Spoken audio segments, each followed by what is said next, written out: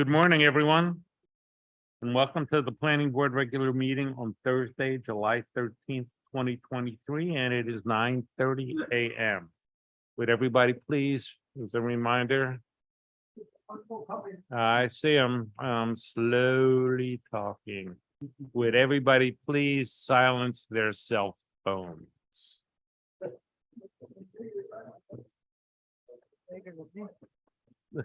See? Good job. Ms. Gaskins, please call the roll. Member Powell, Present. Member Chinovsky, Present. Member Brown, Present. Member Demas, Present. Member Adwar, Yes. Vice Chairperson Mendelson. Present. Chairperson Goldenberg. I am here present. We are a full complement today. Can we all please rise and pledge allegiance? And pledge allegiance to the flag of the United States of America, and to the republic for which it stands, one nation, under God, indivisible, with liberty and justice for all. Thank you all. Approval of the agenda. Are there any additions or subtractions? If none, there are called a motion to accept the agenda as presented. So move. Second. All approved? Aye. Swearing in of the public. For those giving testimony, please stand and raise your right hand to be sworn in by Ms. Gaskins. Provide testimony for the application you are affiliated with. Would you please swear in? Okay, so anybody who's going to be speaking, please make sure you're standing. By the authority vested in me as a notary of the state of Florida, do you swear or affirm that the testimony that you're about to give is the truth, the whole truth, and nothing but the truth? Thank you. You may be seated. Just remember that public comment will be limited to 5 minutes each. And when you come to the podium, state your name and your address. Approval of the minutes of June 8th, 2023. Eileen, are there any corrections or additions? Second. All right, all in favor? Aye. New business. Development application 22-0012. John Zeeson, application by Gregory Bonner, B1 Architect LLC. Requesting site plan approval for a new 3-story, 9,397 square foot, single family residence with pool, spa, and dune walkover located at 3805 South Ocean Boulevard. Do any members have any ex parte communications? Hearing none, it is town planners stage. Ms. Allen? Okay, good morning. For the record, Ingrid Allen, Town Planner. Perfect, you have the PowerPoint. As usual, I'd like to start with the aerials. These aerials are in your packet as well. Let's go through those real quick.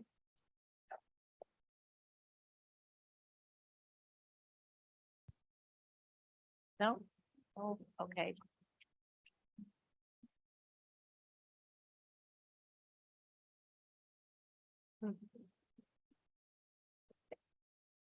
Some technical difficulties. I believe in our package, page Yeah. 18. Yes. Let's just, I guess, wait another minute, and then if not, I could just go through them. Can you close that screen out and maybe? All right, well, we'll just go to the packet, so we don't waste so much time. So, right, in your packets, your first aerial obviously is a home right above. And then I also have an aerial photograph showing the front of the home. Oh, there we go. Okay, so here we have the initial aerial of the property, which is obviously outlined in red. Here's the front of the home as it exists today. This aerial was taken in January of 2023.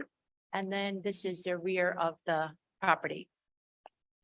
So as was already indicated, this is a request for a 3-story, 9,397 square foot single family residence.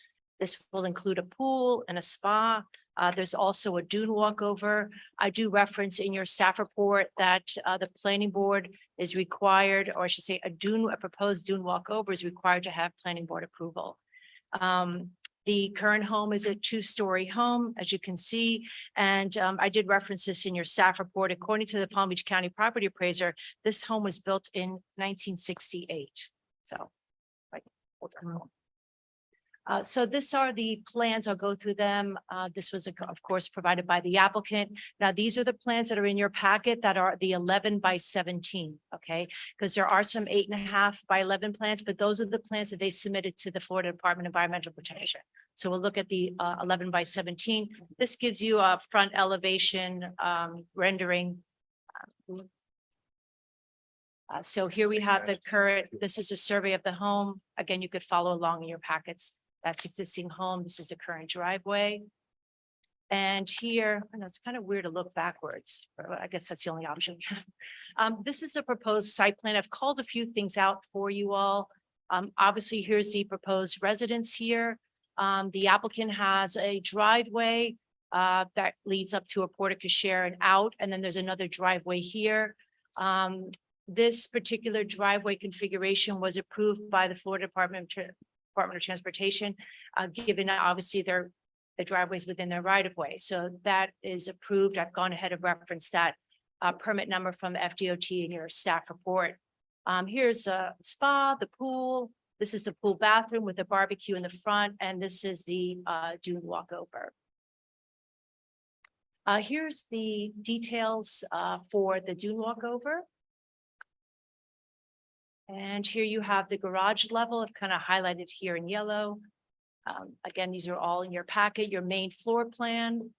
All the different elements of the home are called out.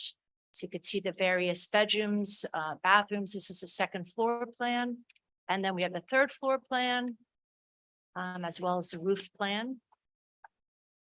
And here you have the elevation sheets. This is the west elevation here. So this will be from what you'll see from A1A. This is the south elevation. East here, this is obviously the rear of the home, and then the north elevation here. And then here you have the renderings provided by the applicant. Again, the front rendering, and this is how the home will look from the rear. And here you have the landscape plan. I put it up here. It's a lot of detail. I do reference in the staff report that this is the FDOT's right of way. They're obviously proposing landscaping in the right of way. So as I mentioned in the staff report, that triggers the landscape maintenance agreement that the town has with FDOT. The code requires that not only do property owners have to maintain the landscaping on their property, but they also have to maintain any landscaping that's in the abutting right of way. So FDOT has approved this landscaping that's in the right of way. I've given you the permit number. And I also mentioned that as with similar homes, when you're doing landscaping in the right of way requires a town commission approval. So there'll be a resolution. The applicant has already been advised they'll have to go to town commission. And they'll have to get approval for that right of way, the amendment to the landscape agreement. Let's see. This is a tree disposition plan. I just want to mention here, here's where they're referencing what's being removed. There is a black olive in the right of way. In our code, a black olive tree is considered a specimen tree, and our code requires that if you're going to remove a specimen tree, you have to get town commission approval. However, you don't have to get town commission approval if the tree is deemed hazardous, and FDOT has deemed the tree hazardous. So the applicant can forego town commission approval. Again, FDOT is aware of it, and once they get their approval, they'll be able to eliminate it or remove it. And here's the irrigation plan, and that's pretty much it. As with all site plans, I referenced this in your staff report. The applicant will be required to obtain a building permit prior to initiation of construction. And if they get the approval from the board, they'll have 2 years from the date of approval to commence construction. And I'll be glad to address any questions. The applicant is here as well to address any questions you might have. Yes. Thank you, Ms. Allen. Yep. Do any board members have any questions with staff? Eileen? Okay, first of all, on the driveway, Yeah, so a lot of those east driveways have caused flooding problems in the past. Has this been looked into now because of that, or? yes, in their plans, they have a paving and drainage Yeah, plan. I just thought, so, And as with all paving and drainage, that was reviewed by our engineer, drainage engineer, we outsource it with Cat Government, and I believe they have the swale detail in there as well. Sure, it was attended to. And,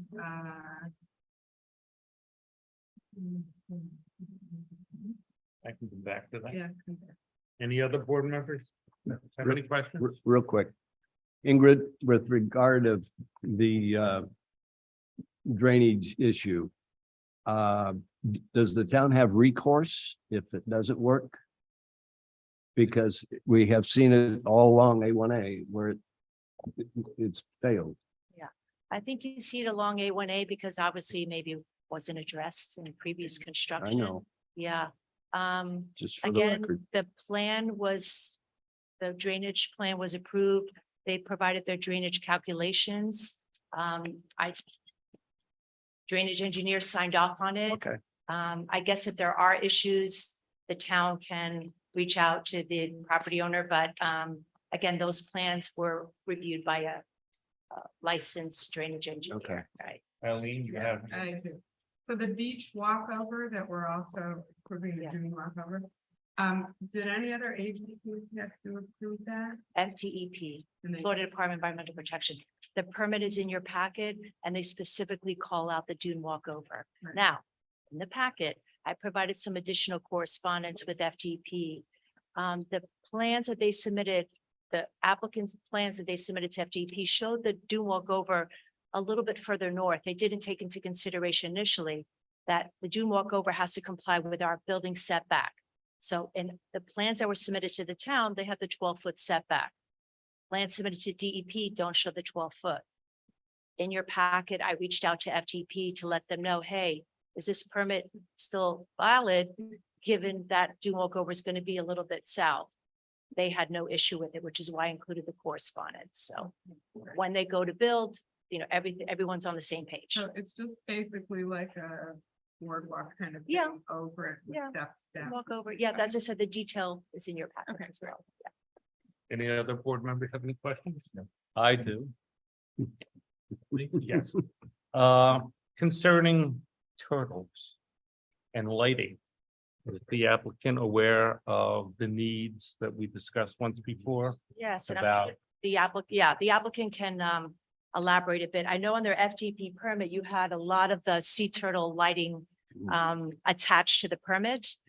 Again, we don't really have much in our code, as you all know. The ordinance has not yet been adopted by the commission. At this point, we can encourage people, right, to do sea turtle lighting. And again, I think the applicant can elaborate. If you look at the back, I'll tell you the page number. They have several of the proposed lighting. That's fine. yeah, You don't have yeah. to, I Page just want to 47, make sure yeah, we're yeah. covering our bases. Thank you, Ms. Allen. May we hear from the applicant? A couple of questions, please.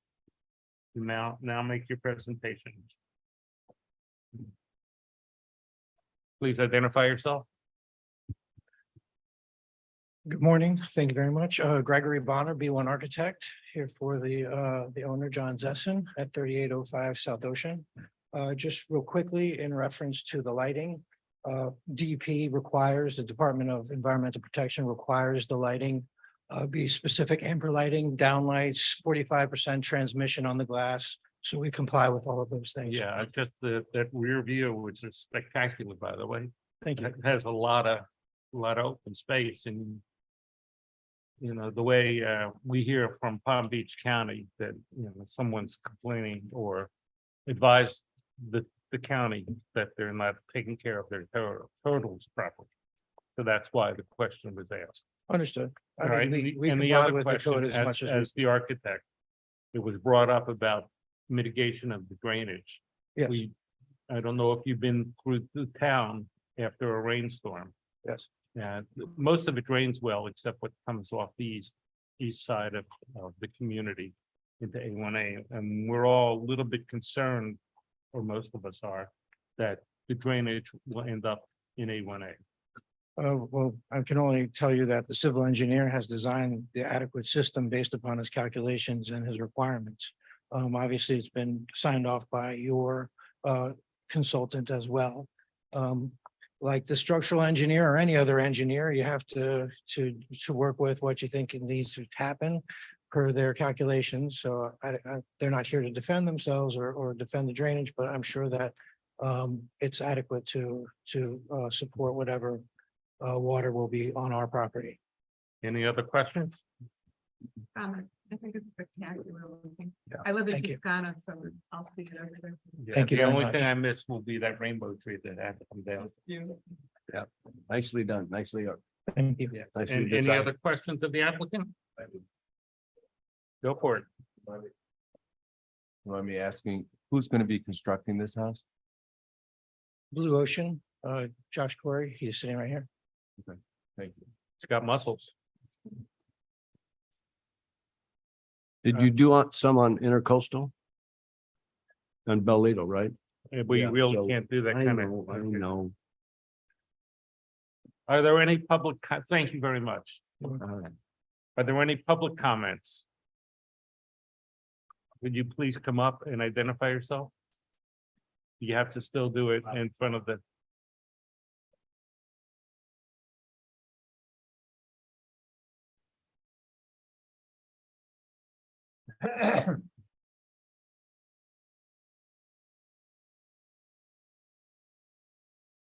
Hello, my name is Aurora You Siegel. have to swear So, yourself in. I'm Just raise your right hand. Yes. By the authority vested in me as a notary of the state of Florida, do you swear or affirm that the testimony that you're about to give is the truth, the whole truth, and nothing but the truth?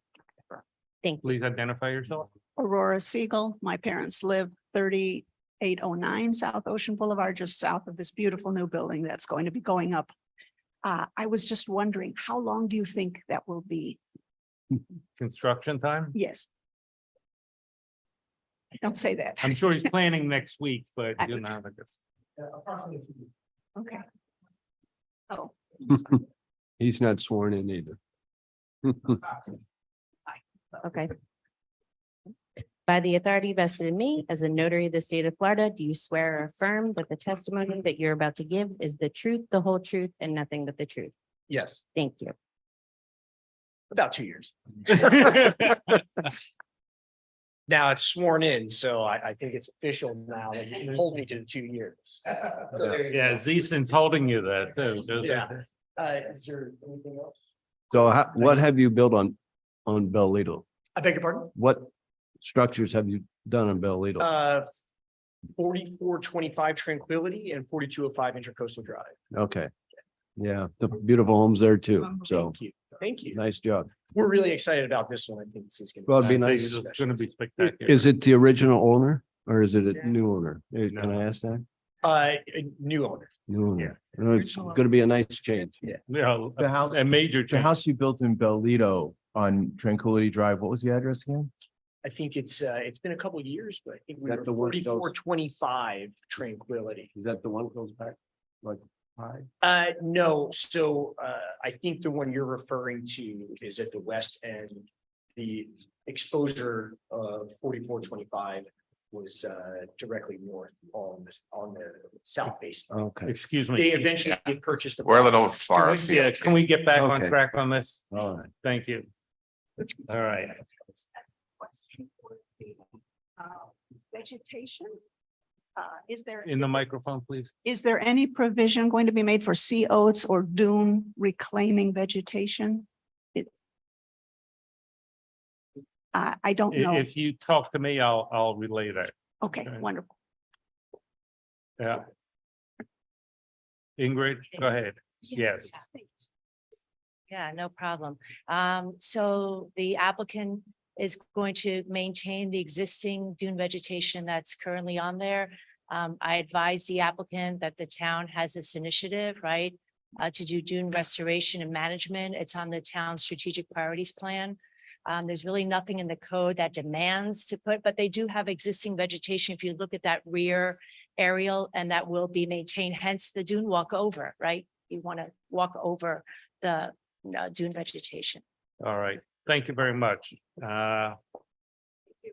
Okay, the public hearing is now closed. Is there a motion to approve? I make a motion to approve. Second. When Ms. Gaskins, please call the roll. Oh, I'm sorry, it's not Gaskins, forgive me.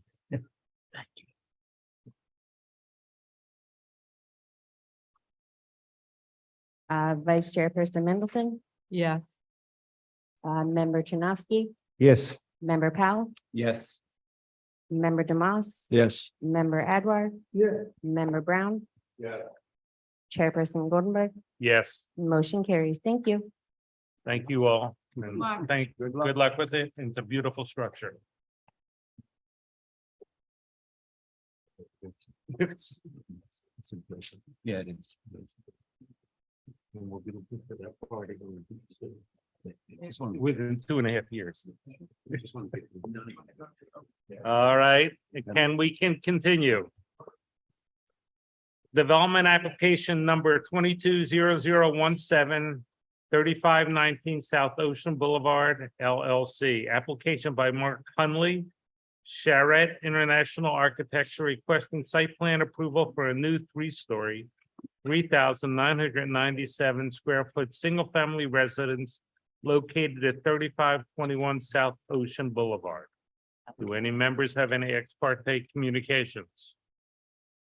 At this time, Ms. Allen, the presentation is yours. Okay, again, we'll start with the aerials. They're behind you. They're also in your packet. This is the existing property. As I mentioned in your staff report, there's currently a single-story structure. There's also a shed that's located just south of that principal structure right there. And according to the Palm Beach County Property Appraiser, this was built in 1952. Yeah. That's when I was born. Yeah. Don't show off, man. Here you have the front of the property. You see here the configuration of the driveway. It's going to change. It's a little bit different. And then here you have the rear of the property. And let's go ahead and look at some of these plans. Here you have the survey of the property. Again, these are all in your backup. And then here we have the proposed site plan. Here's the residence here. There's no pool or spa part of it now. I mean, they could put one in later if they decide, but wouldn't have to come to the planning board. And here's that new configuration of the driveway. Again, as I mentioned in your staff report, this configuration was approved by FDOT. The permit number is in the staff report, and the applicant will also have to get a right-of-way permit from the town, same as the previous application that was on the agenda. And I've also provided that permit number from FDOT for the driveway, which is a FDOT, an improvement in the right-of-way. So here we have the floor plans. Here's the first floor, 3-car garage. Here we have second floor. Again, everything's called out, different rooms. Here you have third floor. And here you have the renderings here. The top one is the south elevation. Here you have the west elevation, which will be fronting A1A. So how the home will look.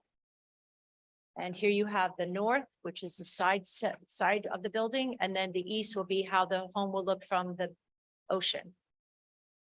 The rear. And here are the renderings again provided by the applicant. This is, of course, the front, and that's the rear. This is the applicant's proposed landscape plan.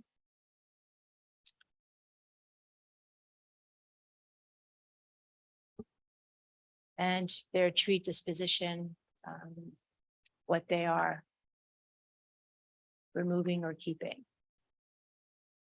Now, I do mention in the staff report that this is a non-conforming lot. The residential multifamily low-density zoning district has a 80-foot lot width requirement. Their lot width is 60 feet. Now, the town code states in our nonconformity section of the code that a nonconforming lot of record may be utilized for any permitted use in such zoning district. And in the code, a single-family detached dwelling is permitted in the RML zoning district. I actually had this discussion with Mr. Rubin. You don't typically trigger variance for something that a property is non-conforming, the reason for them being non-conforming, put it that way. As with the previous project, this is located east of A1A, so it's located east of this coastal construction control line. They have the FDEP, Florida Department of Environmental Protection approval. Again, that's also attached to your packet. And similar to the previous application, they do trigger a amendment to that landscape maintenance agreement that the town has with FDOT.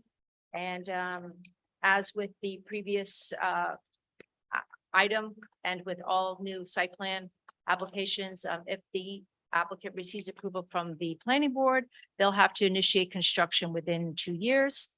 The applicant's agent is here to address any questions, and I'll be glad to as well. Do any board members have any questions from Ms. Allen? The setbacks on that home is 12 feet, right? Yes. Those are called out on the site plan in the tabular data.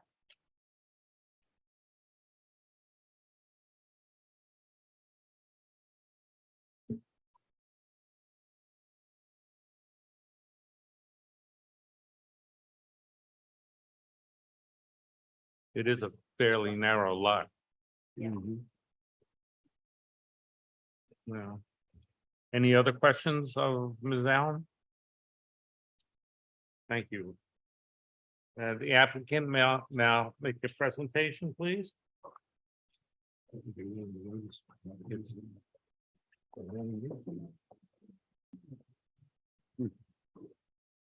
Good morning.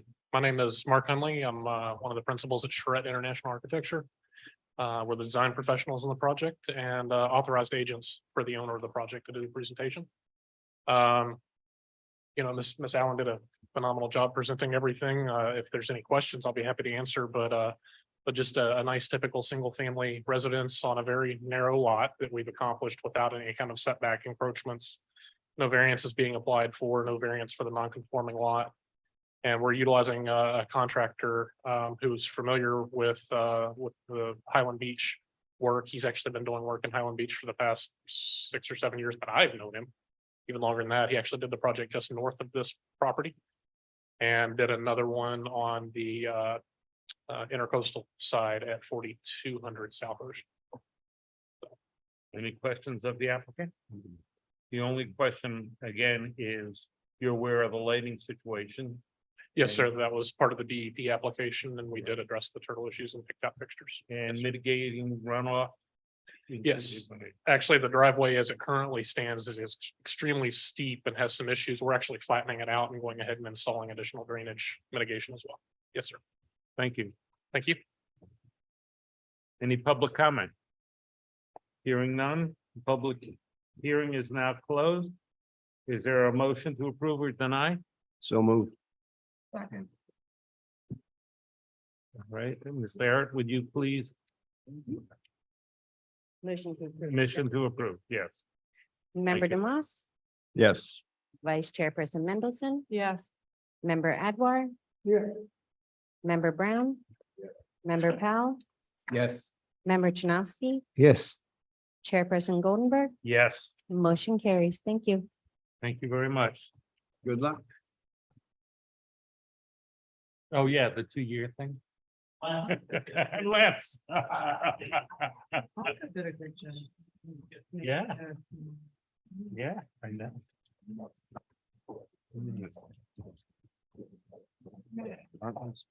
Ingrid, first of all, thank you for doing all that work. It makes it so much easier for us. It really does. Yeah. All right, let's get to the, You were paying. almost, yeah. Let's get to the elephant in the room, the unfinished business, ongoing discussion of proposed changes, amendment concept to accessory marine facility, AMF, and seawall regulations of the town code. I refer to the boss, Ms. Allen. Okay, so on page 146, as I've done pretty much every month since March, recapped your last discussion on the, again, this ongoing discussion of these proposed amendment concepts. So I won't, Please don't. yes, go through every single thing. But if you recall at your last meeting, I had mentioned to you what the commission directed, or what their direction or consensus, or actually it was more like commentary. They were given sort of an overview at their June 6th meeting of what you've been discussing. I related that information to you at the June meeting. And I'm listening back to the meeting from June. I know that you all wanted to discuss today the height of seawall, mooring setbacks, ladders, docks or seawalls. Dr. Michael Jenkins is here today. He is our marine expert with ATM. And I've advised him of some of these items that you wanted to discuss. And I'll just give you all the floor and just here to Please, address any questions. let's hear with the Yeah, let's doctor. hear from Sure. our expert.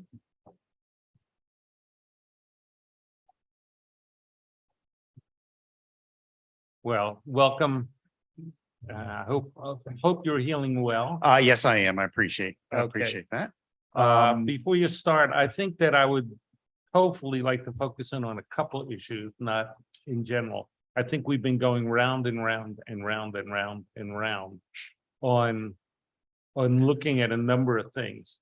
But I'd like to hear what you have to say, and then maybe we can focus in on a couple of things. Okay, well, first off, regarding the issue of seawalls and seawall heights, maximum heights on seawalls. In general, the trend in South Florida is that seawalls do need to come up. That's pretty standard, you know, the existing seawalls from the 60s or 70s are too low. We're seeing that they're, you know, inundated under spring, you know, under king tides, and Right. the general trend is they do need to come up. In terms of the question of too high on a seawall, in general, seawalls are, when you put in a new seawall, it's generally put in to match the grade on the lot. And when you see issues, you see issues when you see a redevelopment on a lot where they're raising the grade. Right, that's generally when you see conflicts. They're conflicts where somebody's going to do redevelopment, they want to raise the lot a significant amount, and they're going to want to put a seawall in higher to match that grade. And so there are multiple conflicts of that with raising grade, right? With the adjacent properties in general, with the grade, but also in the seawall. So generally, seawalls are tied, the elevation of the seawall is tied to the existing the grade of that lot, right? You don't generally put in a seawall higher than the grade, because it conflicts with your access to the water. So generally, you know, what I have seen in terms of code is you tie the elevation of that wall to the grade, the approved grade on the lot. And that limits how high it ends up being, right? Because you're not, you know, if you're going to approve the grade being at a certain elevation, then it's reasonable to assume that the seawall on that side comes in at that same elevation. The question. Mhm. That would be for almost new construction, what we're Yes. talking about. Okay, but we're talking about reconstruction or Yeah. replacing of seawalls. Right. Now, I can only use the one that I'm involved with, and that's a Regency. Fortunately, the seawall probably has another 6 months to go, you know, the way things are going. Right. But we want to rate, if a condominium or a multifamily dwelling wants to raise a seawall, how high does it have to be? Now, obviously, they would not regrade the whole property, but they would, what would be your recommendation if we say the minimum seawall height or the maximum seawall height needs to be X amount? What would your thoughts be? The way it is currently, the language that I have seen is that you're tying it to that at FEMA base flood elevation. So when it goes up, your height goes up, which is a good way to do it, right? That, you know, and the trend is that those are going up, those are all going up. But that way you don't have to redo your code when FEMA updates it, right? If you're tying it to their base flood and they raise their base flood, then by reference, you raise yours. Other than that, it would not be unreasonable to put in a maximum elevation of, say, something like 5 feet above base flood elevate, no more than, say, 5 feet. That's enough to accommodate anybody's, something that would be reasonable. In terms of what is the magic elevation on a seawall, that is a question of risk and your and cost and your tolerance for upfront cost for the wall versus risk cost that you're incurring if it's too low. And there is no magic number for that. We know that seawalls need to come up higher, but the real risk factor in that is storm surge, right? And that's a function of hurricanes and, how severe a hurricane we may see in the near future. So your wording might be no more than X amount of feet above me. But above base flood, yeah, exactly. Because you're saying that you want it at the base flood. But then say no more than, and I've seen 5 feet used. Normally it's not up to 5 feet, but that, just in terms of what you'd be, some kind of reasonable number. Ingrid, you look. Okay. So in other words, if we make a recommendation that basically says that for new and existing reconstruction, that the seawall can be no higher than 5 feet above base flood level. Yeah. That would be reasonable. That would be a reasonable, and then you could always have a variance provision. If somebody had a real specific need, they could come back for a variance. Okay.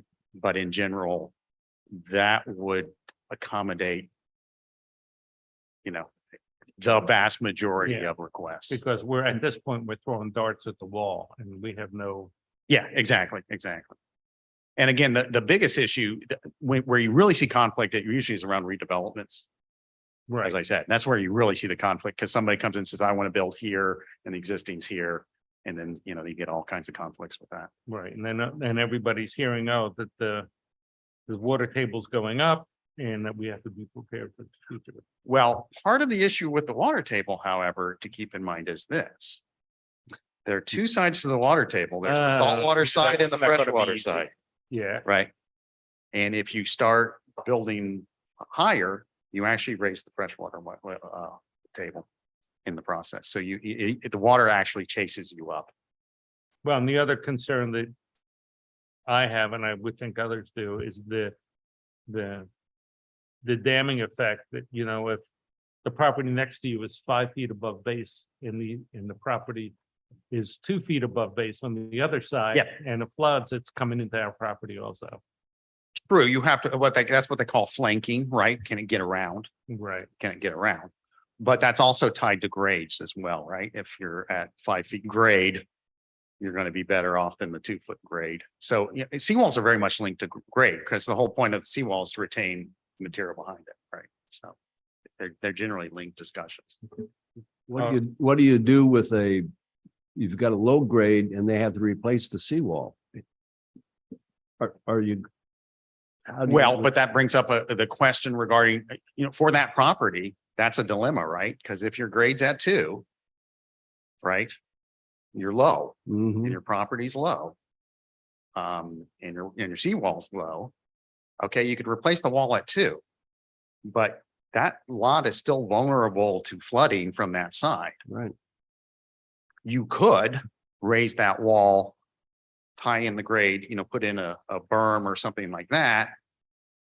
There's a cost with that. There's a view. Usually view is the big thing everybody gets Right. upset about. Right. But if you really are saying this property is too low and I want to protect it, the way to protect it would be to raise that wall and tie And then the fill tie in behind it. and fill in behind it. So yeah, you would have a down slope from your wall to but if the issue is you have it's either that or Or a flooding just, problem. just accept that the water's coming into the building. Roger. And by the way, this is an issue in South Florida. You're not unique to this. There are Yeah, a well, lot of. it's an issue everywhere, actually. And if you want to know my recommendation is raise that wall and put in that berm and protect that building. That's what we need. Because Some the recommendations for. arguments about view are very entertaining until you have a hurricane. Right. Yeah, until it affects you. Just saying, in terms of, until you, and also, as you all know about the crisis we're having with insurance, that's gonna start playing more and more into these discussions as well. Roger, you had a question? Yeah, Yeah. I have a question. Oh, that- I'm sorry. Is there a reason why we would say that a seawall has to be to a maximum height? I mean, what if somebody wanted to put up a tall seawall and elevate the ground of their property significant? I'm talking about a Say new 10 feet. a new construction. So if on a new construction, they're going to elevate the ground base level of the property Mhm. and then put up a higher seawall and maybe tie it back, is there a regulation against doing that? I would have to defer to Ingrid regarding grade elevation, so- but that's a common issue that comes up, right? So Is for somebody says, you- oh, this lot's too low, I'm gonna rebuild, I'm gonna raise the lot, then you end up with a inconsistency of the boundary. So then there's two ways to look at a seawall, right? A reconstruction and a new seawall, right? Right. So a replacement of the existing one for an existing property and the construction of a seawall for a new property. For an existing property, we've seen here on the planning board where homeowners have chosen not to elevate their seawall significantly because they said it obstructed their view. But that was for an existing property, and then they still have the problem of the mean level of the base elevation. But when we say you can only elevate it to a certain level, to a maximum of a certain level, is there a reason why we would say to a maximum of a certain level rather than to a minimum level? Generally, you may have a maximum level in there just from a reasonable standpoint, right? You don't want somebody coming in and saying, I want to raise a lot 10 Like a feet, 20 moat. feet, whatever. And so it is good to have a just kind of a reasonable number. That's why I said the 5 feet, right? That's within a range people can probably tolerate. But I mean, these are all issues that you will be seeing more of regarding these. And, the other issue with elevating a lot, you have two choices, right? If you're trying to reduce risk of storm impact, you can raise the lot or you can raise the base flood of the property, right? Your finished floor can be higher within code, right?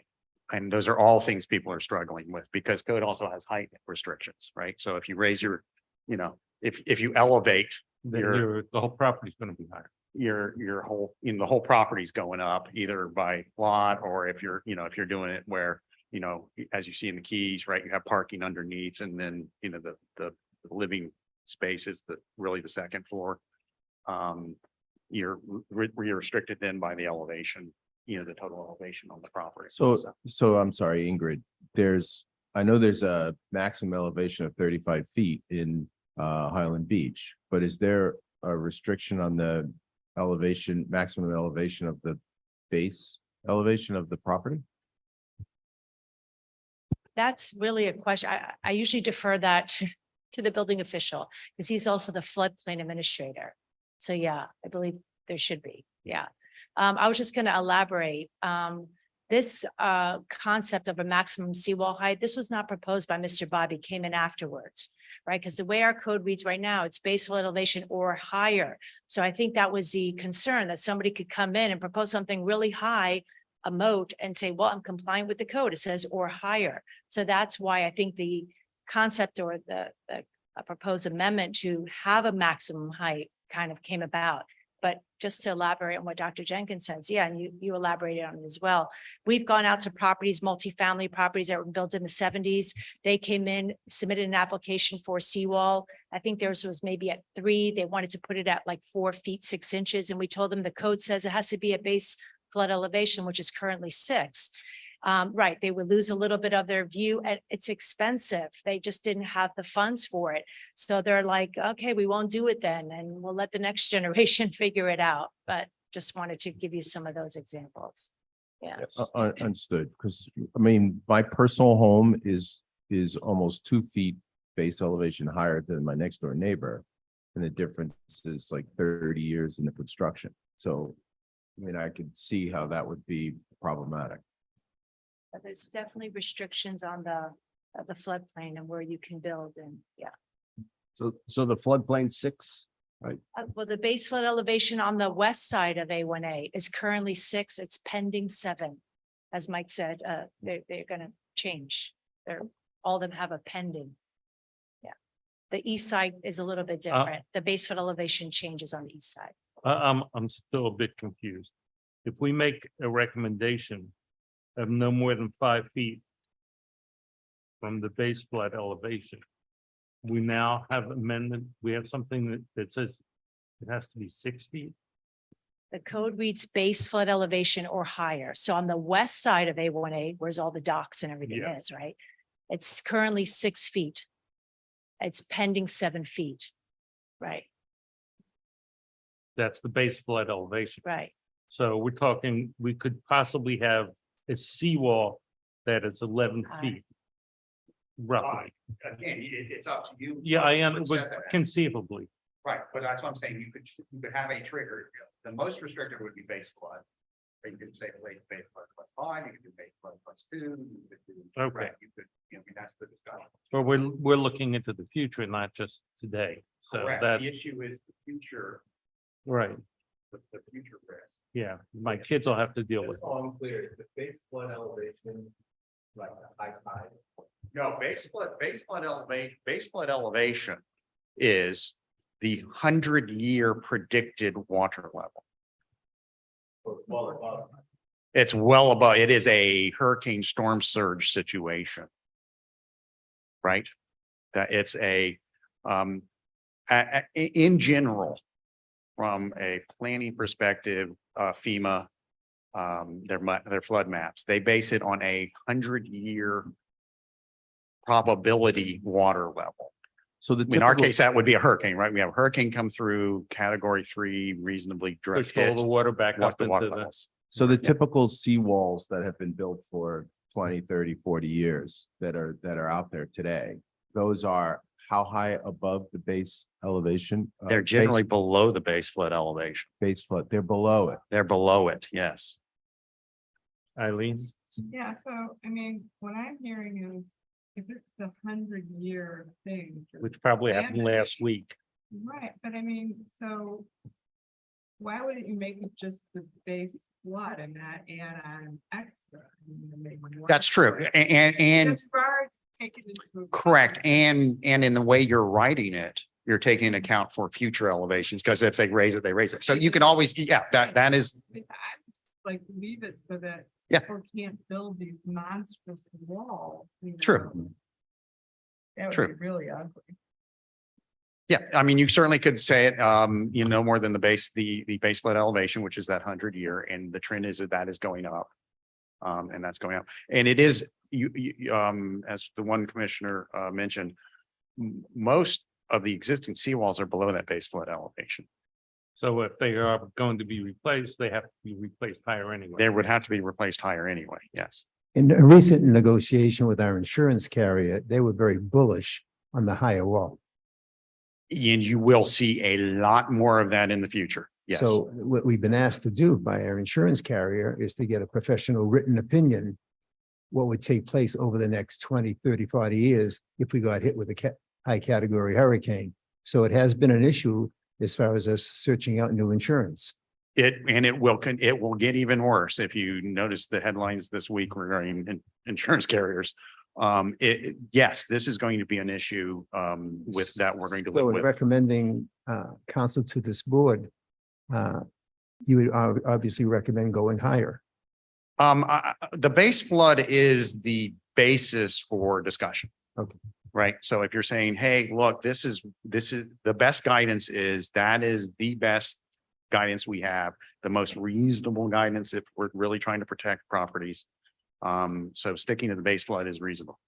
So Thank you. it's usually below it.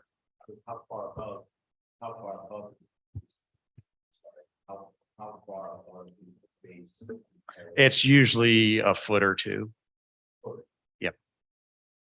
And the issue, part of the issue here is the last reasonably direct hit that this area is taken by a hurricane was 1947. we haven't had a direct hit by hurricane here in some time. Oh, we had Wilma. When you're talking Yes, but Wilma was not, because it came from the other direction, was not a surge event, right? It was a wind event. So when you're Right. I'm saying talking in about terms of- the, And you're correct, but I'm saying in terms of storm surge, Right. which would be from the other direction, we have not had one of those events since the most recent was like 1947, 1928 was the big one of record. All right, so to focus in again, I just want to just Go ask ahead. one more question. So when you're talking that it's 1 to 2 feet below the base flood elevation, typical older seawall. So elevating it to 5 feet above is really only 3 feet above the base flood elevation. Typically 3, 4. No, the 3 or way, 4 feet. the way your code revision is going to be to base flood elevation, which at this point would be 6, which would be 2 feet above where it is, typically now for your example. And it will be in the near future, 1 more foot above that. and then. So you're at 6 or 7, the walls and our- currently and are our 3 or code 4. Reads a minimum of 3 feet above base flood elevation.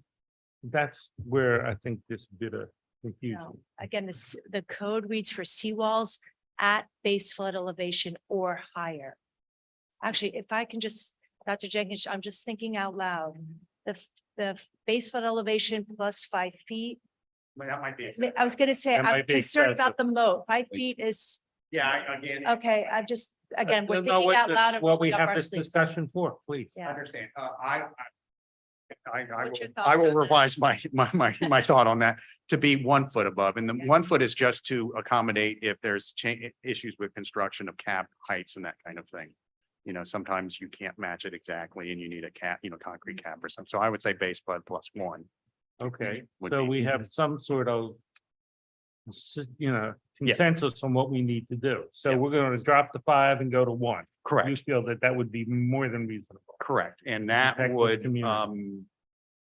you will be challenged with pushback on that because people are not going to want to go. Yeah, well, we're getting challenged on pushback on just about everything these days. Understand. And, there are number of communities here that are gonna have to replace their seawalls. Right. And basically, they're gonna, unfortunately, like we do with all insurance, bite the bullet and protect the community. Can you, are we putting the seawall item to bed for the moment? Okay. And Can- just one follow-up question, just Go to ahead. make sure I understand. First, when we talk about base flood elevation at 6 or 7 feet, that is not above mean high tide, the 6 or 7 feet, that's actually at above mean what? Low? That's tide? above the datum, which is not to get 100 technical, in years. ABD 88. So it's, But when you say 6 feet, it's at 6 feet going to 7. What is that 6 feet going to 7 above? What is the base measure? there is a base measurement here that's used everywhere. It's called NAVD 88. Mhm. And then your relative, the high tide relative to that is about +2, plus 1.5. Okay. So when Yeah. I look up the tides. Super flood tide. Generally, for the day, the low tide will be somewhere right around 0 on that Right. map, and that's the end.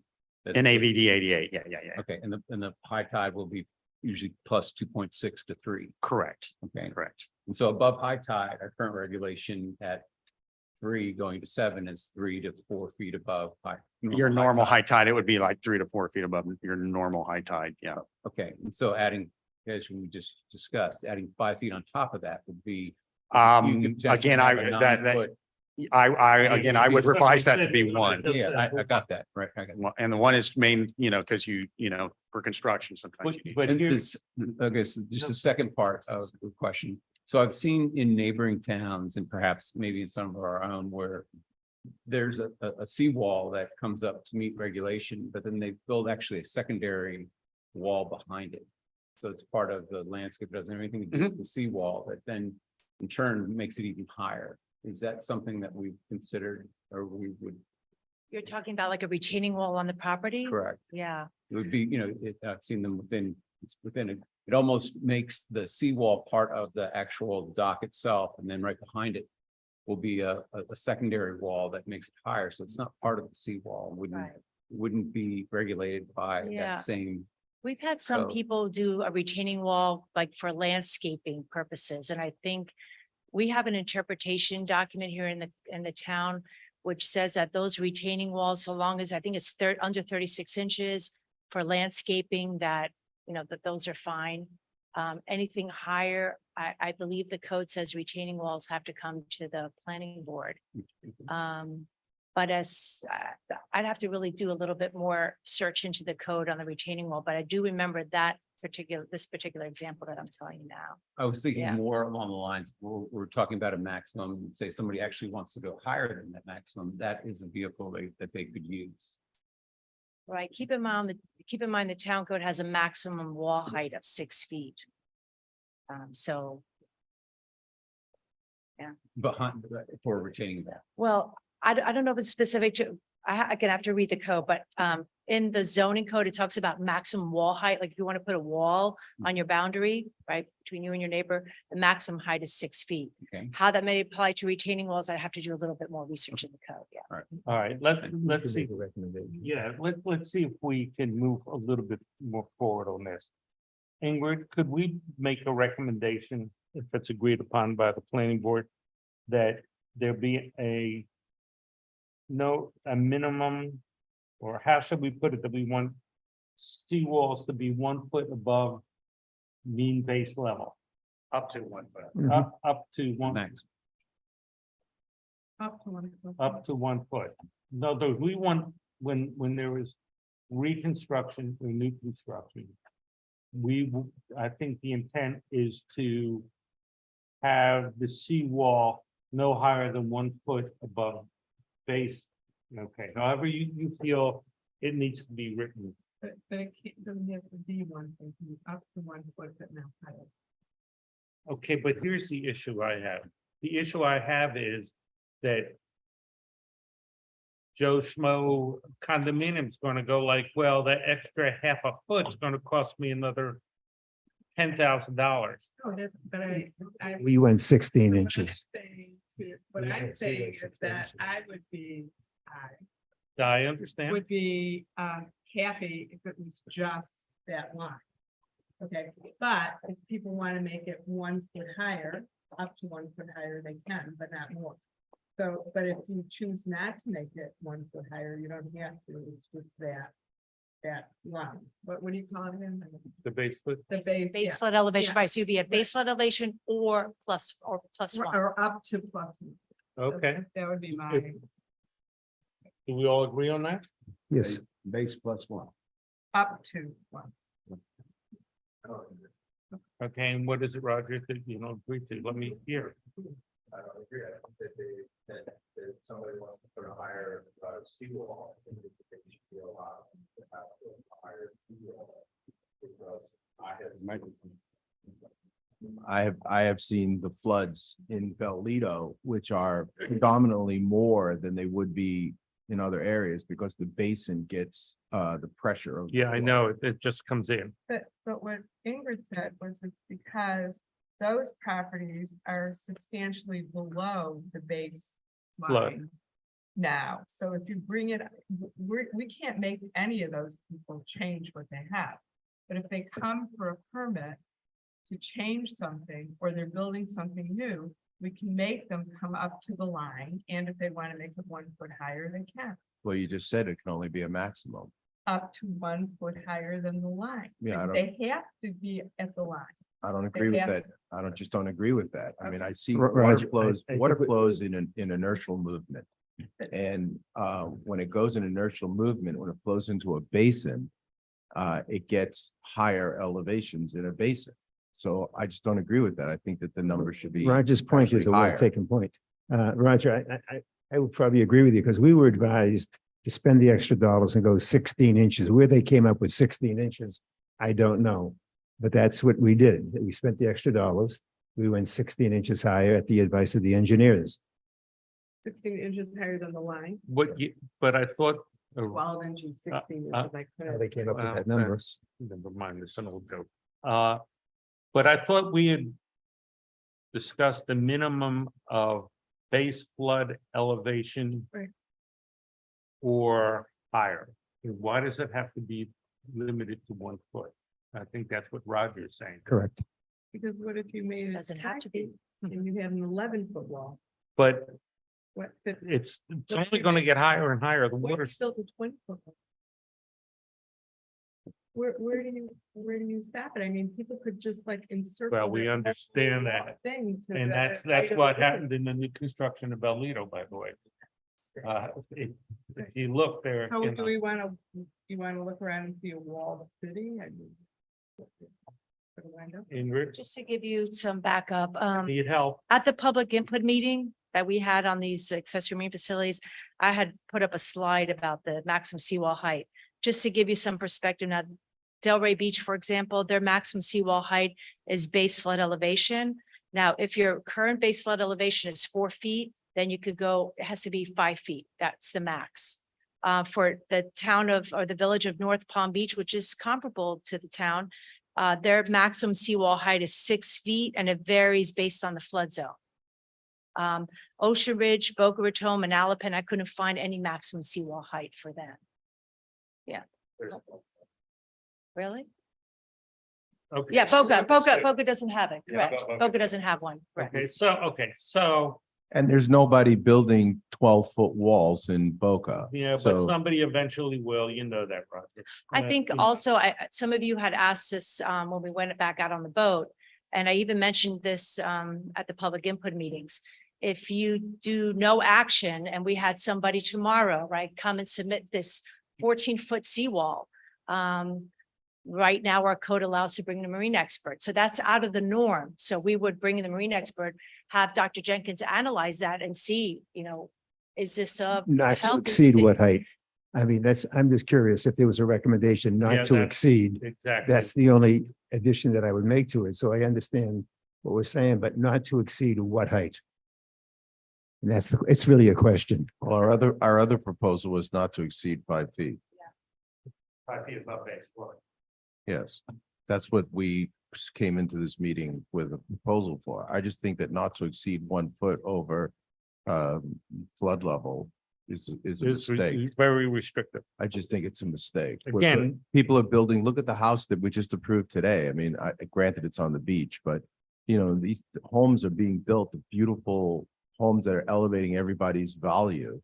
And to be able to restrict that, I think is problematic. Would it be more comfortable to do the minimum of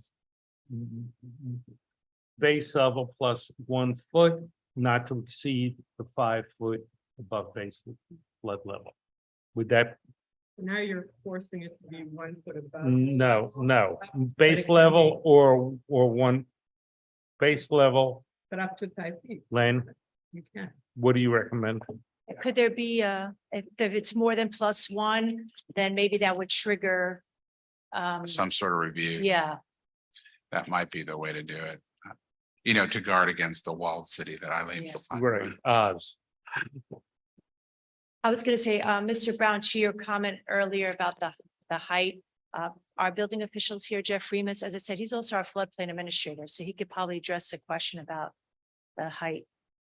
Jeff, if you wanna, I don't even remember my question. yeah, Yeah, well, you don't want to limit the height just- of I- the seawall. Look, the floodplain. right now, how if you could somebody build. wants to replace a seawall, I mean, just if they want to repair a seawall. We it's one thing. understand. But if they want to replace a current seawall and they're not replacing their home, now you're going to require them to elevate this seawall, Absolutely. which we've seen people have said, well, I'm just not going to replace the seawall because you're going And to then do it. what, then that is truly up to them. But But if somebody's building a new home and they're building it at a higher base elevation, I think that's what my question was. Is there a restriction on the base elevation?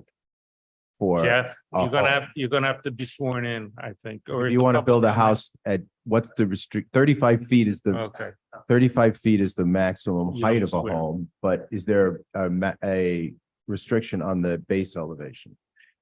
Jeffrey, Miss Building Official, Town of Highland Beach. Good morning. So we have no height limitation for the finished floor elevation. Our 35-foot height maximum elevation is based on the finished floor elevation. So technically, if someone wanted to put quote, a home on stilts in Bel Lido and then have a finished floor 14 feet high and then build 35 feet above that with our current ordinance, they can do that. So but currently the base flood elevation on the intracoastal side is 6 feet NAVD, and it varies anywhere from 11 to 13 on the ocean side. We have pending, and they should have been in place already, but we have pending floodplain changes coming with the new maps are out, but they're not official yet. Right. Where we're going up a minimum of 1 foot to 7 feet NAVD on the intracoastal side and a minimum of 2 feet. It's going up on the ocean side. So what we're seeing is a lot of the new homes on the intracoastal side are being proactive because they have to put the base, they have to put the finished floor elevation at a minimum of the base flood +1. So currently that means they have to put it at 7 feet, knowing that it's going up 1 foot. All the new homes are putting them at 8 in preparation for that because they don't want to be behind the 8 ball with flood insurance and putting themselves at risk. So they're all raising them up. If someone wanted to put it at 9 or 10 feet, they can do that. So you're saying that the base elevation of homes today, right, today has to be 6 feet above NAVD. +1. +1 is in the future, it's coming. Right. Yeah, but it's done now. Yeah, basically, it just has to be approved. So for the last X amount of years, it's been 6 feet above base flood elevation. 7 feet. 7 feet. Yeah, because it's 6 feet is the base flood elevation and the Florida Building Code requires what's called 1 foot of freeboard. Anything that's above the base flood elevation that's required is called freeboard, however they come up with that name.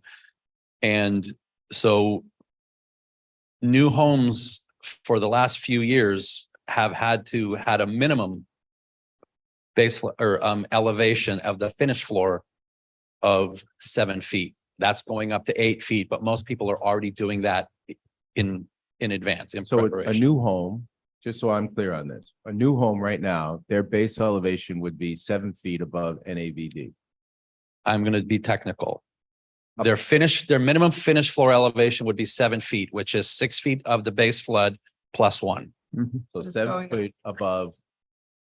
Yeah. It's good. No, not 7 foot above. 7 foot above mean sea level, which is 7 feet NAVD. And we're talking about seawalls being 6 foot above NAVD. 6 feet NAVD, which is 6 feet above mean sea level. That's a question. Absolutely. So wouldn't it make sense if you already have the standard for the finished floor level? Wouldn't it make sense to say anybody who's renovating their house or building a new house and has to comply with that, their seawall can go up that high? Like that could be the limit. I mean, I'm looking to stop people from walling in their houses like higher than, so if we said that it just has to keep pace with what you're doing, it seems that it would make sense.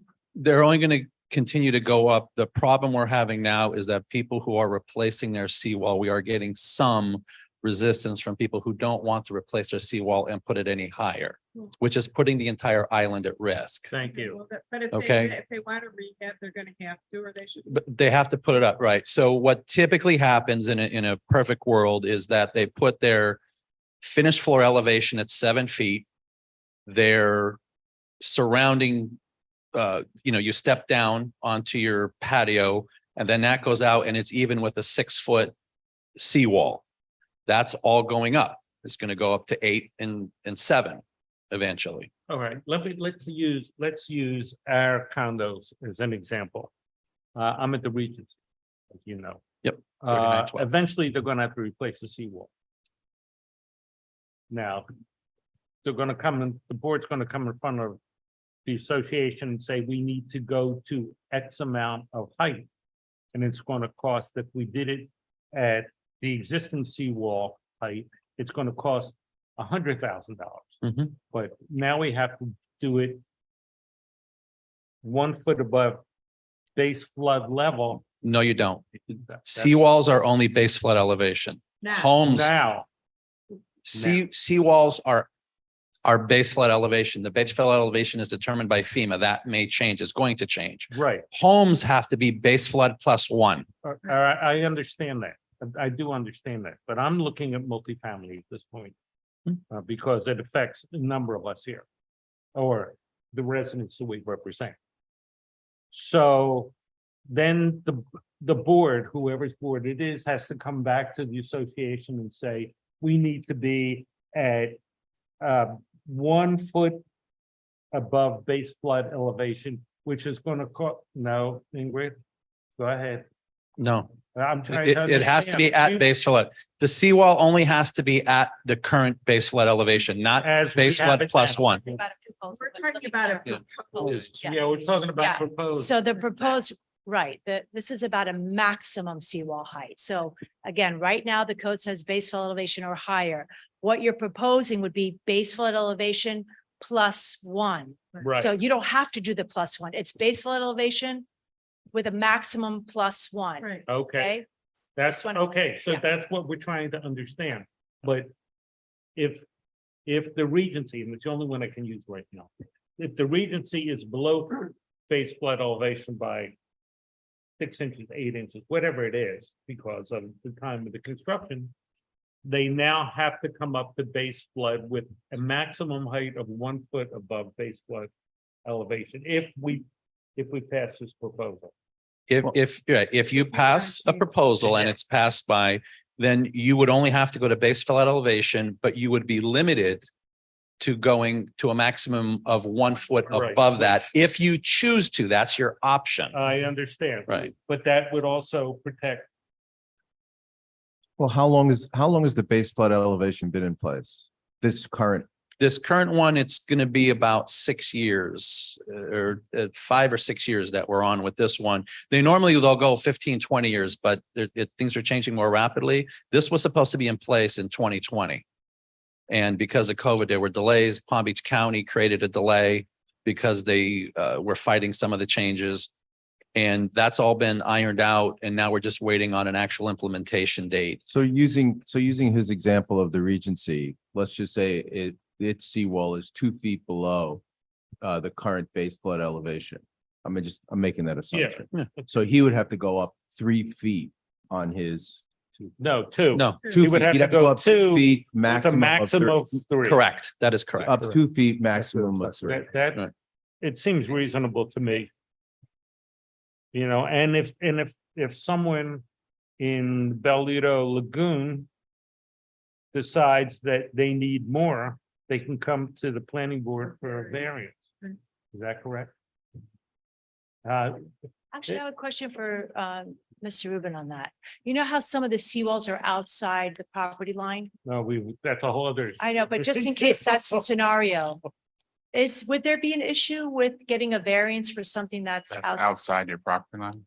Yeah, if the seawall's outside and then they want, if we put some sort of language, maybe with a max of 5 or, would there be an issue? No, because a lot of times the it's like an accessory marine structures outside your property line and we regulate the height of it. I think we could still regulate Okay, that. just All want right, so to focus in, to help Jeff and to help Ingrid and the whole world, if we're doing a recommendation that the seawall, any future the seawall has to be at base flood elevation or no higher than 1 foot above.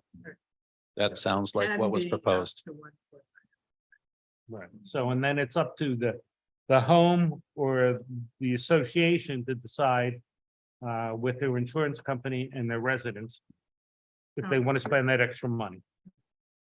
For That's, extra it's up to protection. them if they want to go any higher, but the minimum is going to be base flood elevation. It is going to continue to be base flood elevation. Great, thank you, Jeff, I'm really glad you're here. You have that, Ingrid, or we're gonna redo it again? Okay.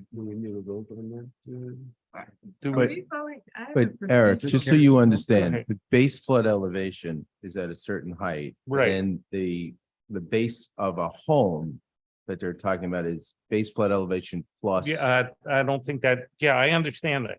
And I think, That's right. What he does, right. No, it's the same. Don't He we- checks everything. Base, That's the Right. problem, Roger, that we've had with setbacks, with real estate setback versus marine setbacks. It's been a very confusing situation, especially for non-marine thinking people, such as a lot of the commissioners. They have not been able to get that concept, and we've talked about that, Ingrid. Okay, do can I we? ask a procedural question? So when Yes. We're making these recommendations, okay? Are we voting on each recommendation and if the majority wants it, we're gonna recommend it? Or how is this working? Yeah, don't understand. I mean, I was thinking you wouldn't à la carte your recommendations to the commission, that you would finish your 8 to 12 month assessment. And then at the end, you'll come up with your recommendations. I So think we that should would put be, this down as something. yeah, but this Yes, is, you that's can, part of the you whole, can make, Vote on it. yes. right. This will be your draft, and then as you proceed with other concepts, those will be Which- documented, and then when you're all done, we can, go through all the recommendations and make sure. Do there's we all any agree on, tweaks. we have a consensus on this as a draft? We can always re-examine it. Yeah, it's a draft. All right, let's move on to another one. What about ladders? I think that's a health and safety issue more than it is a visual issue. Correct. The general guidance is to have ladders. On seawalls, on new seawalls, as well as docks. That's just general design guidance. It is not, I'm not aware of it being required by code currently. Not yet. No. And what about the other towns? Ingrid? It's common. Some, it's, from what my experience, it's a mix. Some require it, some don't. But from a design guide, from a general design guidance, generally, when you design a dock, you have some kind of access to it, just because the obvious reason, if you fall off the dock, you would want to be able to get up, particularly if you have Well, a seawalled area. Okay. In our boat excursions, I think we've noticed, at least when I was out, that a number of properties have ladders, but at low mean tide, there's no way to get up. Right. And as we joked about with, or we commented with the Marine Police, is that cutting your feet and hands on barnacles is better than drowning. True. It tends to be some. most of the Yes, time. correct. I am concerned that some of the properties in our community have no ladders. Mhm. And God forbid, or whatever, that somebody falls in, adult, child, senior, there is no way for them to get out. Right. And as unlike what you see on TV, nobody makes any sound when they drown. Mhm. And you'll never know. And I think personally that ladders should be required on every property. The question is the distance between ladders and the depth of the ladders. Because if a ladder is too short, it does no good. And at low mean tide, and someone from our community sent me a picture.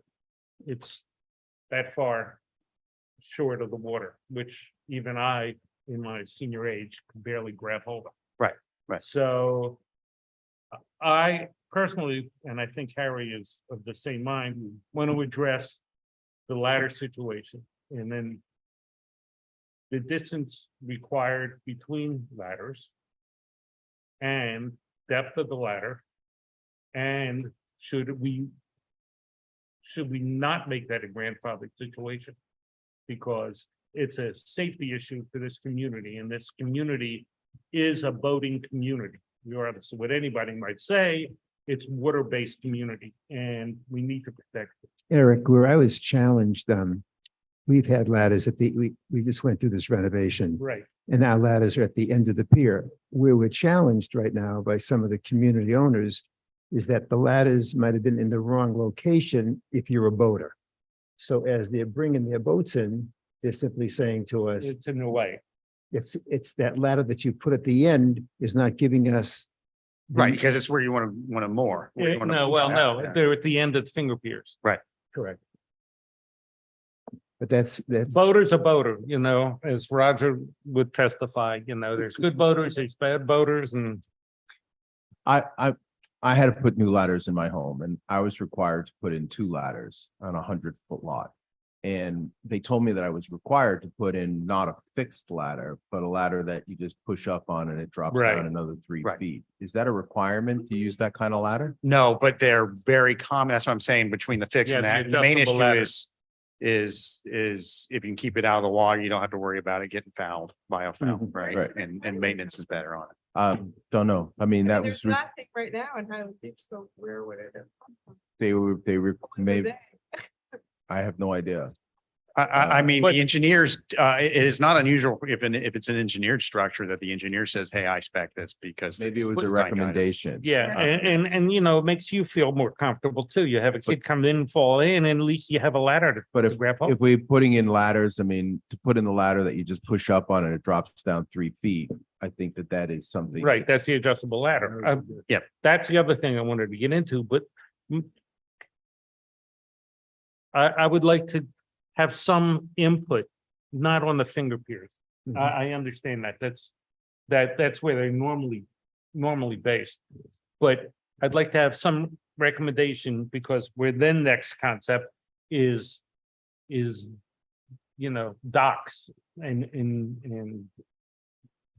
if you have, I'm trying to focus in. What would be your recommendation for the distance between ladders in a continuous property? Okay, well, and the way I would think about it is this. Okay, somebody falls in the water. And this is, you know, an old elderly person or a child or somebody. It's not a, you know, if they're an Olympic swimmer, they're not at risk, right? It's somebody who is, you know. Yeah, but they still have to get out. Understand, but the issue is more for that person who is not a strong Compromised in swimmer. some way. So the question is, they fall in, how far do you reasonably expect them to be able to swim? You know, tread water to get to that ladder, right? And at this point, the assumption of the ladder is that the first assumption is that they're gonna save themselves, right? That helps not comment. So that's where that 50 feet, because the 50 feet is kind of the thinking, okay, somebody falls in the water, it's reasonable to assume they can get 50 feet to that ladder. Right. And so I'm just saying, that's kind of where the thought of that 50 feet came from. Now, we, at Bramer Isle, we must have a 600-foot seawall. And, Right. and there are no ladders. Right. So would you say every 50 feet along the 600? I'm saying Run? the discussion is about that, what it would be reasonable if somebody fell in, how Right. far would you expect? Because, you know, to expect somebody to swim 600 feet, asking a lot. Well, that's what I mean. Yeah. I mean, where would you place them? Every 50 feet? So that would be what? I'm just saying that the thought is about, you Yeah. know, Okay. that's safety, right? It's a Right. safety discussion. All right. And I'm not saying you should have put one in it. I'm just saying, Or the thought is if somebody falls in, you would not want them to have to swim 600 feet. No, for sure. For sure. I think that 50 feet is some Short. designated 50 feet is not a reasonable number, only because the docks right now are 50 feet wide. True. And keep in mind, 50 feet, you know, And- part of this is and what if would we be pass reasonable for the- somebody to. And if we pass the agenda that's pending, then the docks would be able to be wider than 50 feet. Understand. I'm just saying the discussion is more Right. about what would be reasonable for somebody's in the water, how far a distance would you expect that they could traverse to get to that dock? 50 would- feet's I would not think, that yeah. far, right? That's from me to you. You know, The ish. number should really be like a certain amount of ladders per X 100 feet or per something. X Okay. feet. right, or something like that. And docks add a mix to it too, because it's one per dock or something like that, as opposed to one every 50 feet or, you know, something like that. But it's more of that kind of discussion of what, you know, you don't want it where you only require one per canal or something, and then, Right. you know, it's not Eileen, close. You enough. had a question? Yeah, no, I have a comment. and Go that ahead. is- And it's, I don't think we should be mandating ladders at all. This community has nothing public in it. It's private condos and private houses. If the private houses and private condos want to put ladders out for their people, they should do it. And if not, I don't understand what we're doing. I really don't understand why we would be doing it. I mean, what, like, everybody is either a responsible person for their own area of their water, or they're not, or their insurance company is gonna make them, or they're gonna get sued. And I just don't see it. I understand what you're saying, Eileen, but I see jet skis going back and forth. I've seen them tumble over. I've seen the fellows end up in the water. I've seen the women end up in And the they're gonna water. slip up the wet. Well, I tell you, that in certain areas, as you're coming down the intercoastal, it gets kind of narrow. And we felt very comfortable having the ladders out there in case, and there have been 2 deaths out there. And you live in a condo? Yes, Okay, and your condo voted for it to pay for it because you all felt comfortable doing it. correct. That's the. Okay. Well, I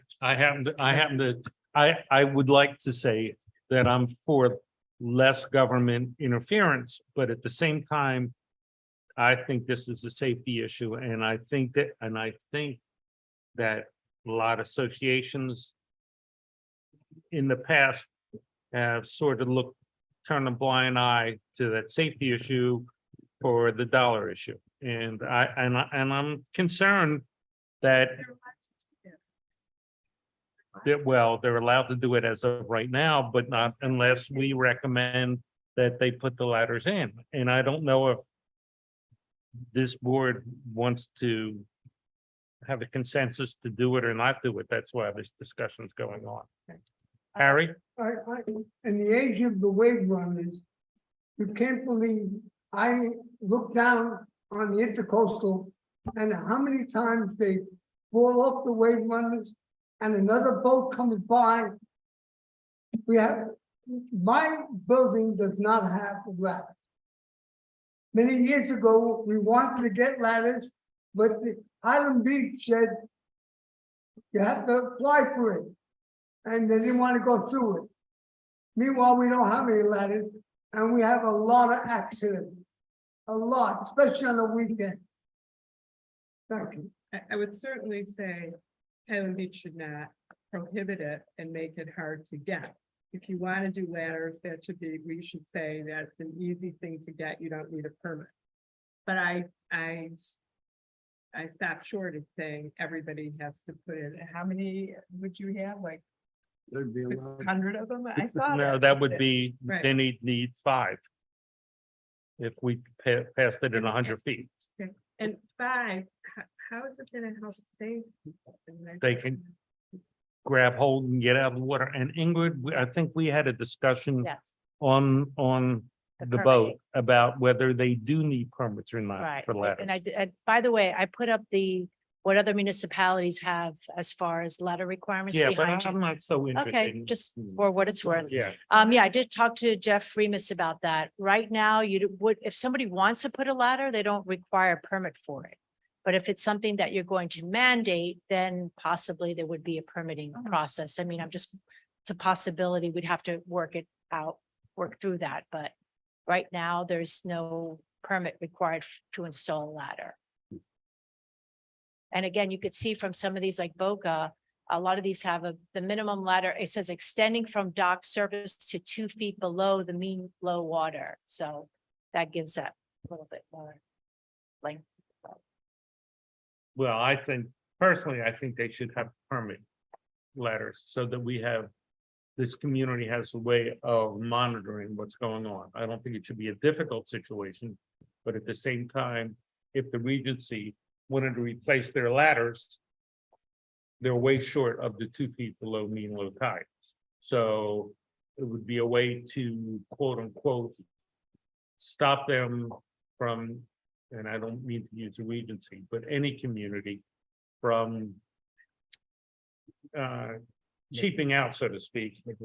And making, oh, we got a ladder, but it's to, you know, a foot below high tide. So I think I personally think that this community, for a safety issue, needs to mandate ladders. That's my personal opinion, and then that's my personal opinion. And we can table this for future. That's fine. You can continue talking. I don't know if you have any more questions for Dr. Jenkins, given he's here. I know. I do as well. Go ahead. I'm just curious, if we even have the data, but how many people have drowned because they couldn't get out of the intercoastal? Because there was not a ladder to get up on the seawall versus, I mean, I know we've had, a few deaths from boating accidents, but that wasn't a result of them not being able to get out because they didn't have a ladder. Did we have that Well, data? I don't think there is any. Is- No, we discussed that, and there is no data. But one, So wouldn't we know if that happened? or somebody missing, Have you to wouldn't check with know. the police department. I don't. And from what I understand, there has been no reported deaths, groundings for not being able to get out of the water. But it just takes one or two. And just like we have the Marine Police now, that, there were 2 deaths on the water, and it seems that it seemed to reduce the speed of traffic on the intracoastal. But let's, if we can move on Wait, I have a question, real quick, good. but it's not on that. It's a different question. Okay, said- but that's what I want to do. I want You to said move on. he's here. Okay. Right, that's So exactly. my question for you, when I was You. out yesterday, is we were talking about this, that we were gonna make it be 25 feet or 25% that you could take up. What is it exactly that you can take up 25? Talking about encroachment into the waterway. Encroachment, Yeah. It's Yeah. 25 feet or 25% of the. So, canal so waterway. Ingrid was telling me that, in some canals, that might work, and in some canals it might not work, and I said, well, you could assume that every single person took advantage of that, and then would you be able to navigate this waterway? But as we were going, the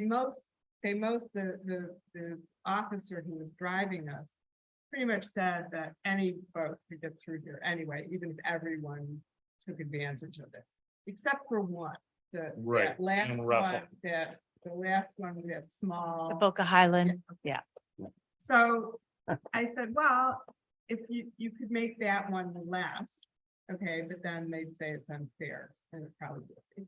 So if you could say that you still have that same amount, but if there was a concern because they were at some like very narrow area and there were too many of them, then we'd have to hire someone like you to get involved and say, you all can't have this. And then, of course, when you say you all can't have That it, triggers it. that triggers a lawsuit, which is okay, because it would be written into our thing that provided, however, if it can't, if it becomes dangerous and you can't navigate, then it has to be, changed, to something else. So I was just wondering what you thought about. Well, I believe there was some discussion with this in terms of the language regarding uniformity Mhm. in terms of those distances. Where you see the issues are like at dead ends or where you have an abrupt change in the, it's a weird shape. And I believe there was some discussion regarding that language considered that distance is a uniform distance from, an area that's relatively uniform as opposed to, Right. if you have a seawall that sticks way out here and it's a weird angle, what are you measuring But from? provided that in a case like that, we would call in an expert who would. say Correct. If it could still be navigable safely or Correct, but I not. recall there was something about dead Yeah. ends or. I just don't recall. I think part of that was. Part of that was that in some of the canals, the property line extends into the water. Right, There was just one place. Yeah, but I think, But when you say 25 feet or 25%, is it 25 feet or 25% from the seawall or from the property line? well, that's what we've been discussing. Yeah, we're talking the landward side, not the property line, because some property It's gotta line be from is in the water. It's from the wet wall of the seawall, right? Yeah, from the landward side of their property. From the wet wall of the seawall. Well, That's the terminology that the whatever, town uses whatever the now. terminology in, but we're still talking about the land part, Right. 25% or 25 feet from their seawall or whatever the proper, From the wet face of the seawall. yeah, the most landed thing that we have, right?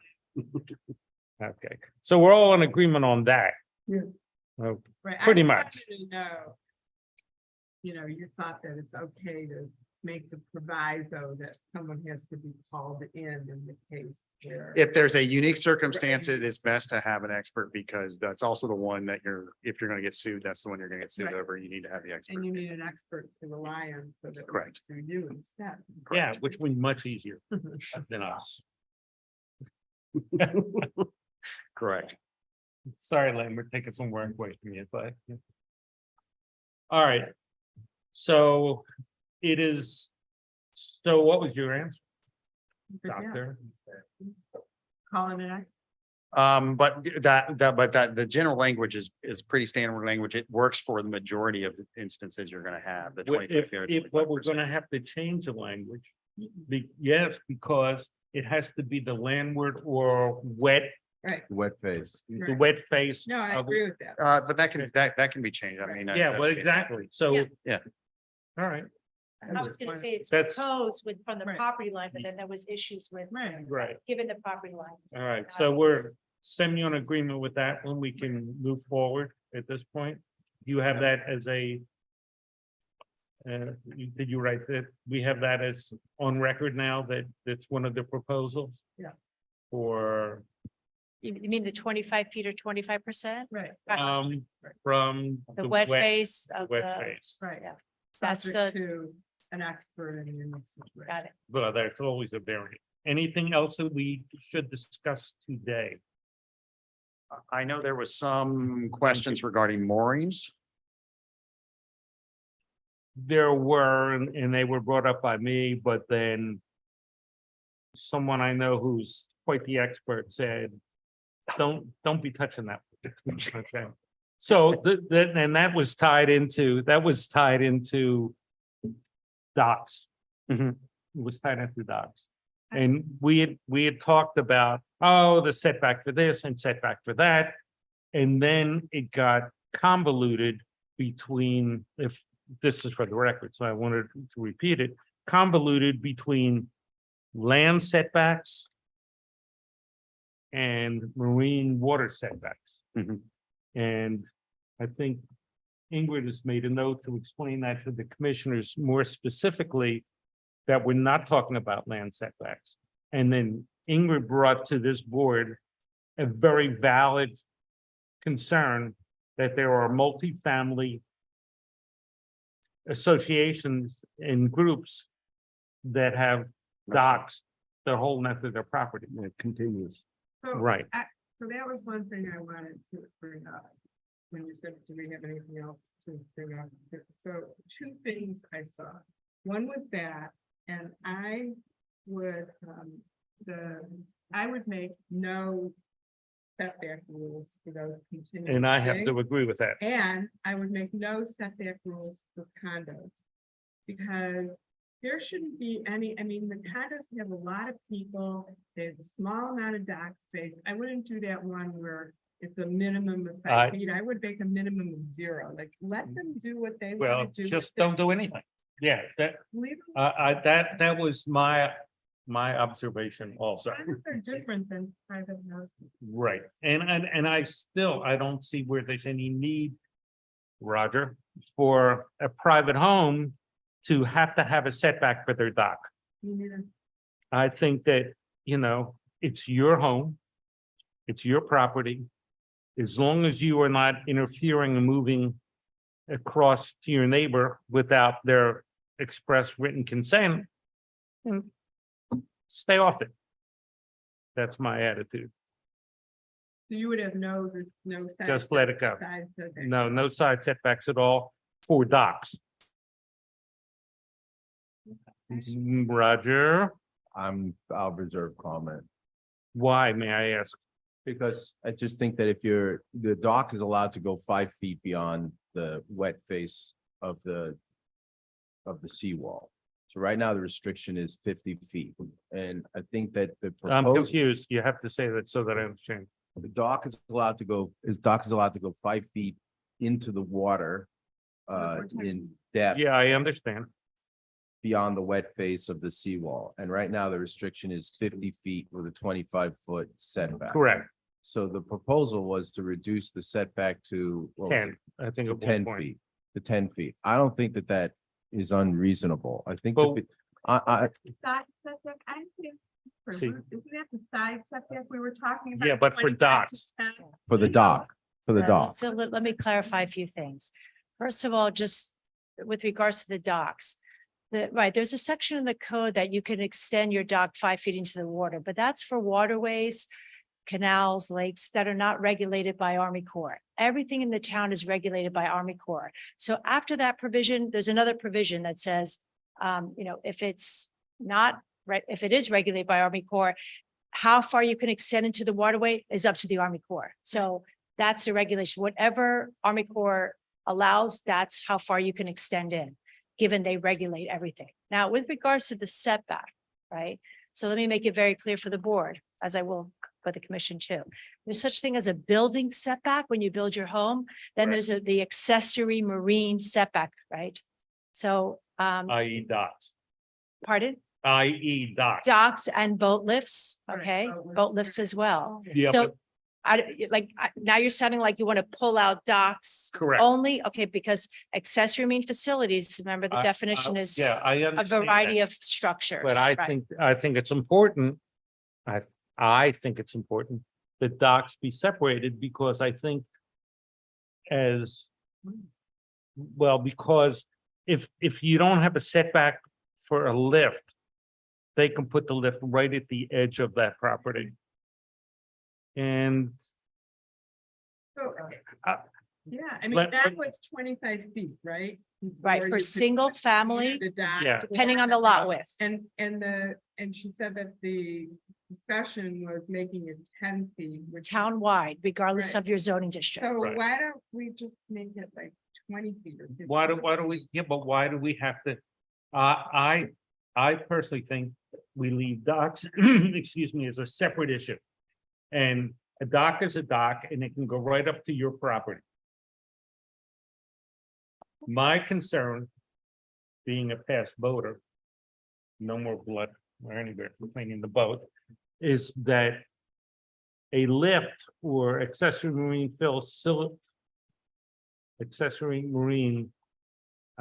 facility needs to have a certain setback, because if not, we're going to get into the issue that I was concerned about, that they put that lift right at the edge of their property, and then the boat can extend over and block the next neighbor or visually impair the next neighbor. Now, I know that visually, we really can't control much of that.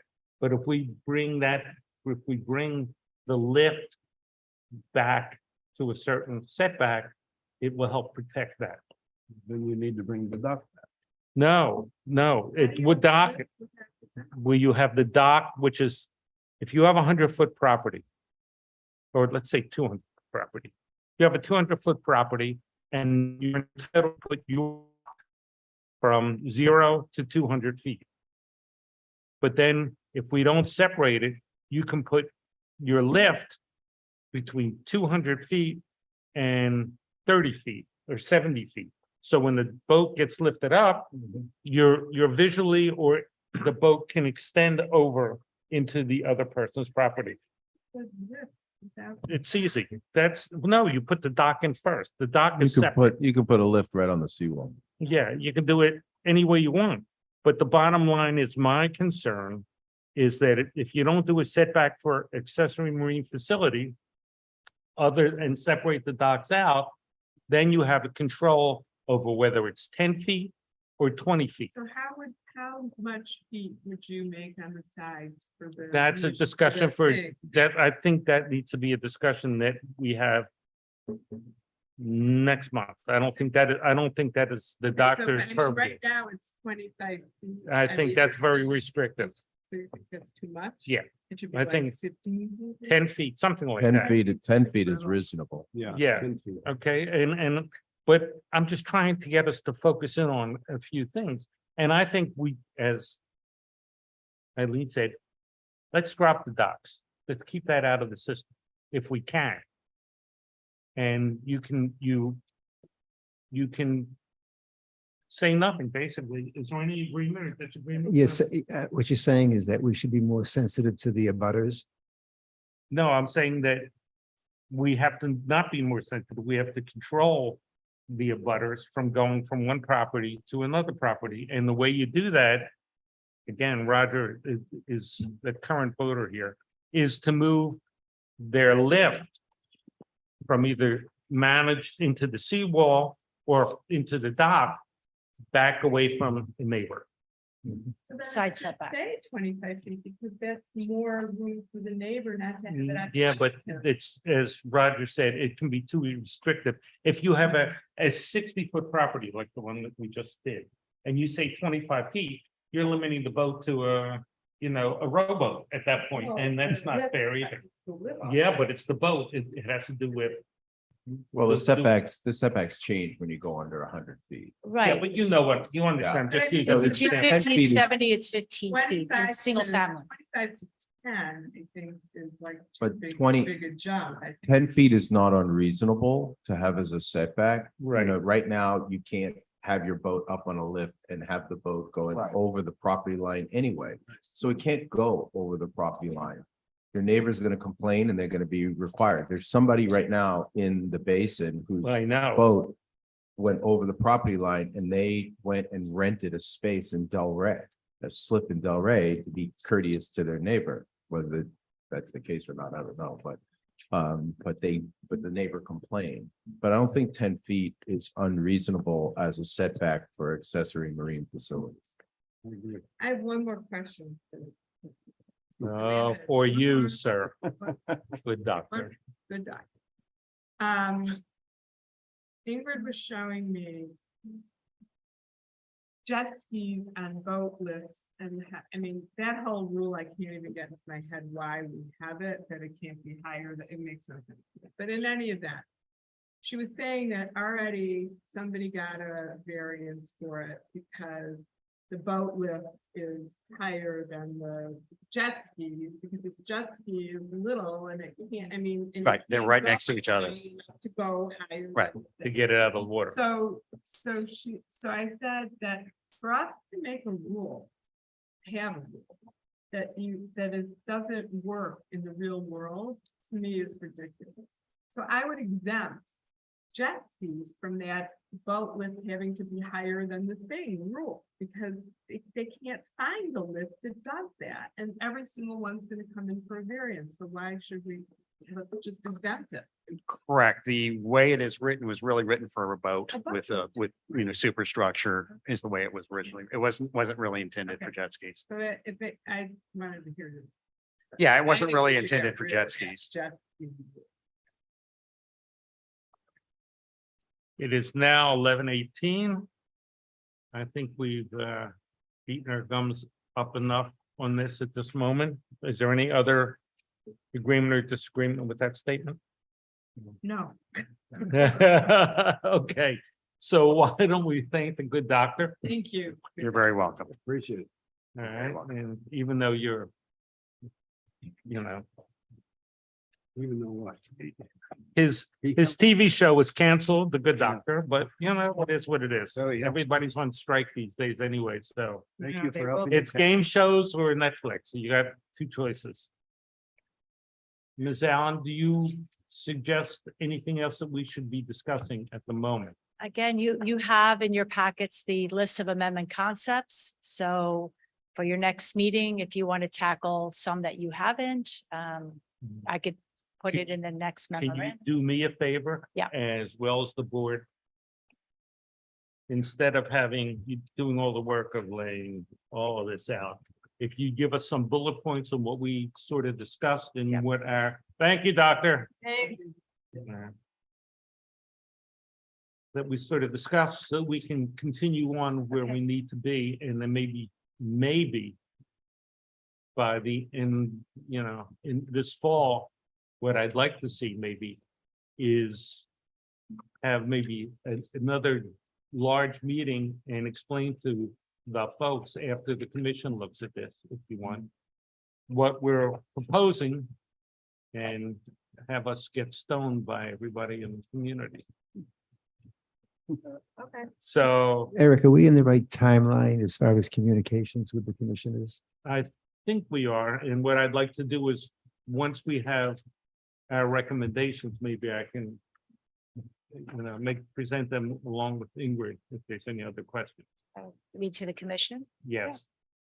All right, let's move on at this point. Thank you again, Ingrid, for all the hard work. Announcements, July 27th, 2023, 11:30 a.m. Financial Advisory Board meeting. August 1st, 2023 at 1:30 Town Commission meeting. August 8th of 2023 at 1 p.m. Code Enforcement. And August 10th, we all meet back here at 9:30 a.m. for the Planning Board. May I get someone to make, I make a motion with your. Second. all in favor? Probably gonna have to do another Zoom. That's okay. Les, I understand. am I allowed to take something from here, please?